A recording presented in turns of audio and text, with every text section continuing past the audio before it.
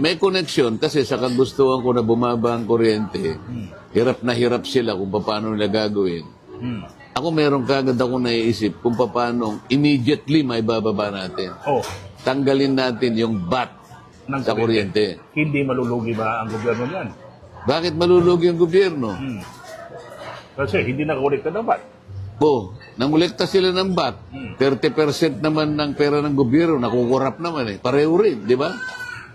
Ganon ko iniisip yun. So, ba't mo pa kukolektahin? Mawawala din. I-subsidize mo na lang yung mahihirap. I-connecta natin sa kuryente. Sa estimate ko, yung gumagasta na household, 2,000 pesos na kuryente pababa, pwede nang ilibre. Ang ibig sabihin yan, matatarget lahat yung marginalized. Hindi ngayon na pupunta sa isang komunidad, nagbigay ng akap, baka 2% lang ang nabigyan eh. O palagay mo na 5%. O pa yung 95%. Hindi mo na target. Samantalang ito, matatarget ko lahat ng 2,000 pababa. Ito'y binubuo. 2,000 na yung konsumo ng kuryente. Konsumo ng kuryente. So, nakukonekta ko ngayon. So, may data pang klaro. May klaro hindi. Kasi nga, yung madali mo ngayong ma-determine eh. Lahat ng 2,000. Kasi kung hindi ka mahirap, lalagpas ka doon. Ikaw ba mabubuhay ka sa 2,000 na kuryente? Yun lamang ginagamit ng podcast mo eh.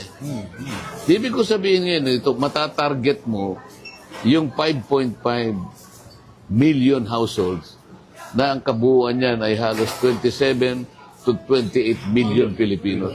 Samantalang yung pinagsama-sama mong ayuda, baka wala pang 1 milyon ang nabigyan. Targeted yung subsidy. Targeted kasi nga 2,000 pababa. Lahat libre. Ayaw ba ng Pilipino yun?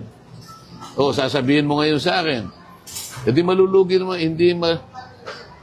problema na ng DOF kung saan siya kukuha ng ibang pagkukuha ng ano.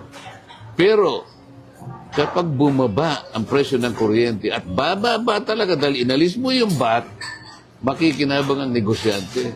Magtatayo ng maraming negosyo dahil yung production cost niya bababa. Magtatayo ng maraming negosyo, dadami, babangon ang mga pabrika, dadami ang trabahong ma-generate, lalaki ang kita ng mga tao. Kapag lumaki ang kita ng tao, dumami ang negosyo, marami ang magkano ng buwis. Makukompensate mo pa siguro 10 times eh. Kasi hindi mo nilibre yung mga negosyante ng kuryente, di ba? Kasi nga nakalagay sa EPIRA. Premier Danielle Smith, the media was trying to convince you not to come. All fair and competitive price of electricity para maging competitive ang produkto natin in the world market. Isa sa underlying objective. Okay, o di napalaki mo yung economy. Magkano ang GDP mo ngayon nakakaawa? Yung gross domestic product mo ngayon, baka wala ka pang 30 trillion pesos siguro. Kaya na kailangan madoble mo yun para guminhawa ang bansa mo. Paano dodoble? Na hindi na mangungutang. Hindi ka na mangungutang kasi nga ang taas ng kuryente mo, yan ang pinipilit ko eh. Ibaba mo yan. Makikinabang ka, makukompensate mo yan, mababawi mo yan dahil tataas ang negosyo. So we need a legislative action for that. Oo, kung ako. Kung sa Senado, unang priority bill mo yan. O, pag-away-awayin na namin yun. At they should present to me a better argument. Kung itong iniisip kong ito'y mali at meron silang mas tama, pero pareho yung objective, bababa. Sige, kung makapag-present kayo ng better argument. Ito ibig sabihin, kwentas klaras. Una kasi kuryente, lahat ay madadamay. Madadamay lahat. Una, yung marginalized ko talagang, isipin mo 2,000 per month. Yung akap. Once in a blue moon lang yun eh. So ibig sabihin, may pera pa bang pamahalaan? 120 billion lang ang magagasta ko doon sa 2,000. Samantalang ang ano mo, sinabi ko sa iyo kanina, 194 billion. At hindi pa bukas nakatipid pa nga ako eh. Na kung ibig ko sabihin, pag pinagsama-sama mo yung 5, 194 billion. Itong sinasabi ko sa iyo, 2,000 pababa, 120 million lang. Nakatipid ka pa ng 74 billion. Ano bang problema mo? Oo nga. Oo. Kung ayaw na suportahan ito, ibig sabihin, anti-poor po mga to. Pag hindi nila sinuportahan yan, magbigay ka ng mas magandang ideya. Hamunin ko sila. Sige, kayo mag-isip. Kung meron kayong maisip, ito ang pinakamaganda, suportahan nyo ako. Walang talo.